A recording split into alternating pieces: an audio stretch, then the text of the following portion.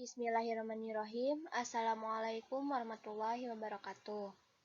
Kami dari kelompok 6 Farmasi C akan menjelaskan materi mengenai plasma konvalesen.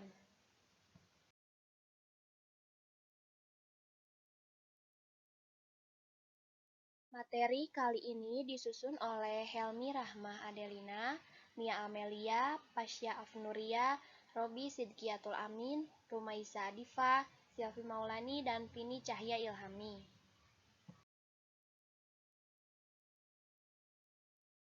Adapun agenda pembahasan yang akan kami sampaikan yaitu yang pertama ada pendahuluan, yang kedua ada terapi, yang ketiga ada mekanisme, dan yang keempat ada farmakologi.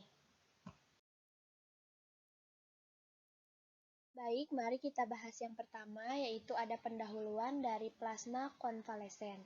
Apa sih plasma konvalesen itu? Plasma konvalesen adalah cairan antibodi berwarna kuning pekat yang berasal dari dalam tubuh. Plasma konvalesen hanya dimiliki oleh seseorang yang telah sembuh dari virus COVID-19. Plasma ini dapat didonorkan sebagai antibodi untuk pasien yang sedang terserang virus COVID-19. Penggunaan plasma sebagai terapi dari penderita yang sembuh sudah diterapkan saat wabah penyakit flu babi tahun 2009, Ebola, SARS, dan MERS.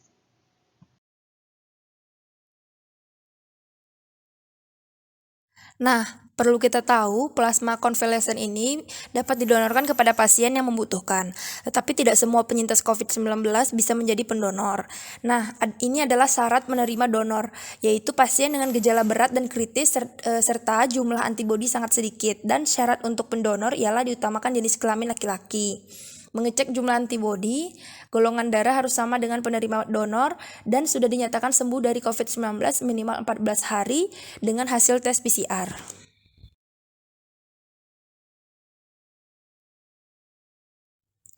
Sebagai catatan, tidak diperbolehkannya bagi pendonor wanita dalam keadaan hamil atau pernah hamil, sebab saat hamil terdapat pembentukan antibodi HLA atau Human Leukocyte Antigen yang akan terus bertambah. Antibodi HLA ini akan memicu terjadinya transfusion related acute lung injury atau kita singkat sebagai TRALI pada transfusi darah. TRALI adalah kondisi di mana terjadinya pembekakan pada paru-paru yang dialami setelah menerima donor darah. Efek yang ditimbulkan sejauh ini hampir tidak ada efek bagi penerima donor plasma konvalesen, sedangkan jika ada pun hanya tergolong efek yang ringan seperti demam. Tetapi kasus ini pun juga jarang terjadi. Terapi plasma konvalesen. Terapi plasma konvalesen ini atau biasa kita singkat sebagai TPK merupakan terapi dengan menggunakan plasma yang berasal dari orang yang sudah sembuh dari suatu penyakit untuk diberikan kepada orang yang sedang menderita penyakit yang sama. Secara teori, mekanisme proteksi utama yang dipercaya dari TPK ini adalah netralisasi patogen agen penyebab penyakit melalui transfer antibodi yang terkandung dalam plasma konvalesen. Mekanisme lainnya adalah dengan interaksi antibodi non-netralisasi dengan antigen virus yang bisa mengakibatkan efek imunomodulator seperti ADCC, antibodi deleted cellular cytotoxic, dan ADCP atau antibodi dependent cellular phagocytosis. Pada situasi COVID-19 ini, terutama pada saat awal pandemi, di mana saat itu belum ada satupun obat ataupun terapi yang terbukti efektif untuk menyembuhkan COVID-19. Nah, jadi pengguna TPK ini menjadi salah satu alternatif yang dapat dicoba untuk diberikan kepada pasien COVID-19. Plasma konvalesen pada pasien COVID-19 dapat menurunkan mortalitas, memperpendek durasi rawat inap, kuratif, hingga penyembuhan pada pasien COVID-19 jika dibandingkan dengan placebo ataupun tanpa terapi. Konvalensi plasma darah sendiri telah digunakan sejak tahun 1900-an. Penggunaannya telah didokumentasikan dengan baik selama ini dalam mengatasi penyakit infeksi, baik influenza, SARS, dan juga yang serupanya. Hasil telaah kritis yang telah dilakukan terhadap penelitian Rajendran itu mengatakan konvalesen plasma dapat menjadi pilihan terapi yang efektif dengan bukti EBM atau Evidence Based Medicine yang menjanjikan keamanan, perbaikan gejala klinis, dan juga penurunan angka kematian. Tinjauan artikel ini menyatakan bahwa konvalesen dapat dipertimbangkan pada pasien COVID-19 yang sakit kritis. Dosis konvalesen plasma yang dianjurkan minimal 200 ml dosis tunggal plasma dengan titer antibodi lebih dari 1:640. Pada telaah kepentingan Rajendran didapatkan OR 0,20 IK 95% yang menunjukkan adanya penurunan mortalitas secara insentif dapat menjadi resiko kejadian COVID-19.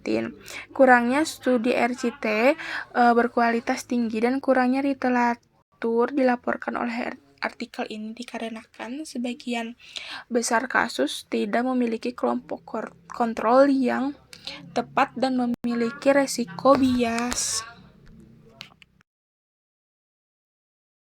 Pada penelitian Mansur Abadi mengatakan bahwa pemberian konvalesen plasma memiliki dampak klinis dalam mengurangi mortalitas dan viral load pada pasien.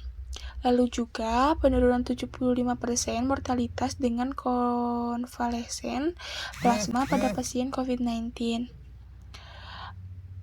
Pada telaah kepentingan didapatkan reduksi mortalitas OR 0,25 dengan IK 95%.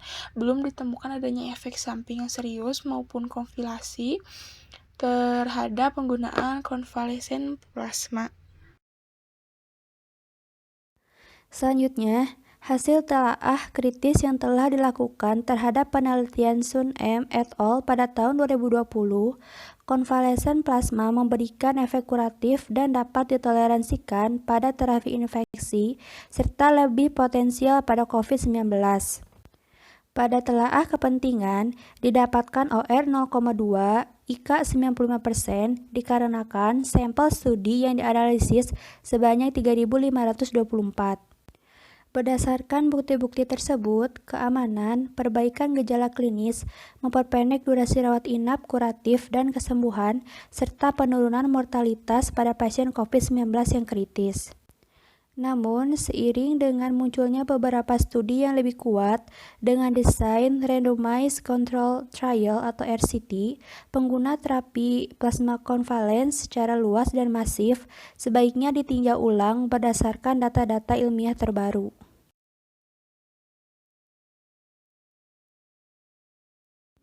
Selanjutnya, ada 6 prosedur transfusi plasma konvalesen. Yang pertama, sebelum tindakan transfusi harus melalui uji kompatibilitas golongan darah A, B, 0 dan pengukuran titer antibodi sebelum dan setelah dilakukan transfusi. Yang kedua, monitoring terhadap tanda vital dilakukan setiap 15 menit selama transfusi dan 4 jam pasca transfusi.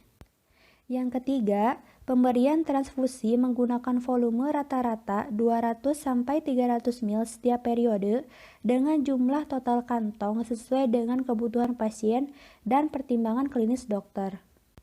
Yang keempat, selama transfusi, pasien tetap diberikan terapi utama dan terapi penunjang lainnya seperti steroid dan antivirus secara terus-menerus hingga viral load negatif. Yang kelima, pencatatan dan dokumentasi terhadap informasi klinis selama transfusi dilakukan melalui sistem informasi manajemen rumah sakit. Informasi pasien meliputi demografi, riwayat penyakit, riwayat terapi, riwayat medis, dan data hasil pemeriksaan laboratorium serta informasi komplikasi. Dan yang terakhir, transfusi dapat dilakukan sesegera mungkin tanpa harus menunggu penyakit berkembang menjadi lebih berat dan disesuaikan dengan ketersediaan plasma konvalesen. Selanjutnya, mekanisme plasma konvalesen.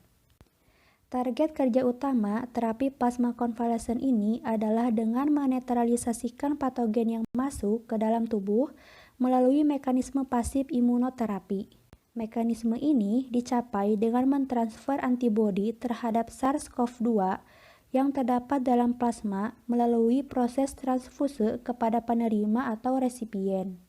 Diharapkan antibodi yang masuk melalui plasma dalam konsentrasi tertentu mempunyai kemampuan untuk menetralisasi SARS-CoV-2 sehingga dapat menghambat replikasi virus.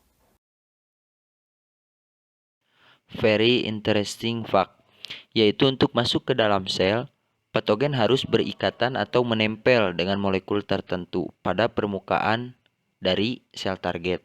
Kemampuan antibodi dalam mencegah ikatan ini merupakan salah satu dari beberapa mekanisme antibodi dalam melindungi tubuh kita. Di samping itu, antibodi dapat pula menarik sel-sel efektor dan molekul lain untuk membunuh patogen ini, yaitu seperti opsonisasi, aktivitas komplement, ADCC. Berbagai mekanisme ini dilaksanakan oleh berbagai jenis, yaitu isotipe antibodi seperti imunoglobulin, M atau IgM, terus imunoglobulin yaitu dengan tanda IgA, dan imunoglobulin yaitu dengan tanda IgG.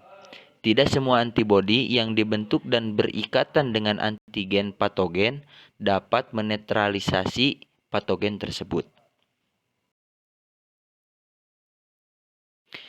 Yang selanjutnya yaitu hasil pengukuran sebelum transfusi dan 1-12 hari pasca transfusi terhadap tanda vital meliputi suhu tubuh rata-rata dari ke-5 pasien pada awal infeksi.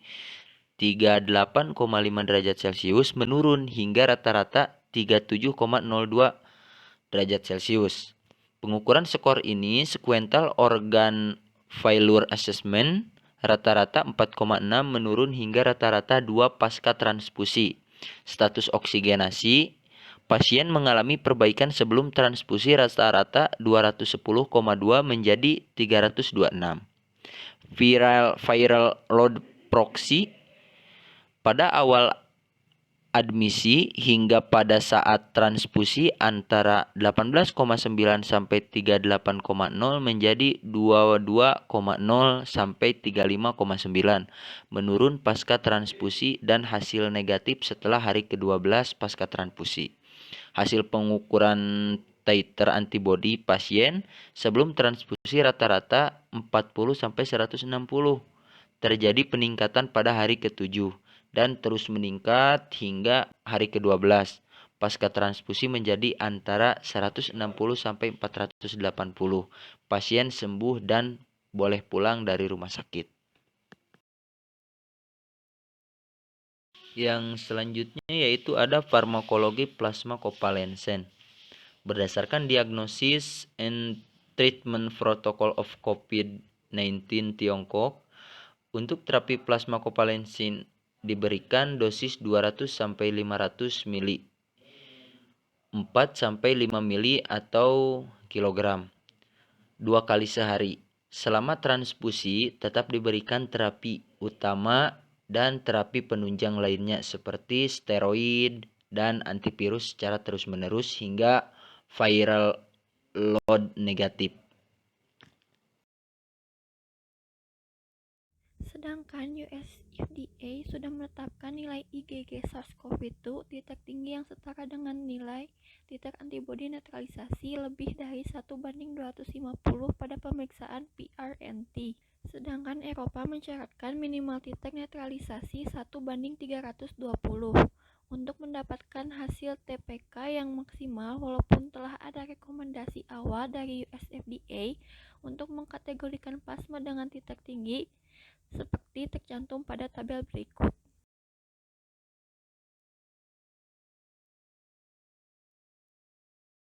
Efektivitas penyembuhan pengobatan plasma konvalesen dapat dinilai dari 4 aspek. Yang pertama, respon pemulihan klinis. Yang kedua, pengukuran antibodi titer. Yang ketiga, resolusi inflamasi akut parameter. Dan yang terakhir, resolusi pencitraan hasil. Respon pemulihan klinis. Dari berbagai seri kasus atau uji klinis dengan subjek terbatas yang menyelidiki efeknya plasma konvalesen ke pasien COVID-19, parameter klinis menempati prioritas utama dalam menilai efektivitas, termasuk resolusi gejala seperti dyspnea karena renormalisasi saturasi oksigen darah, berubah pada tanda-tanda vital seperti suhu tubuh yang berubah menjadi normal, atau lainnya hasil klinis yang penting, seperti ekstubasi pada pasien ARDS sebelumnya, keluar dari rumah sakit, atau pasien dengan kondisi fatal yang kemudian meninggal.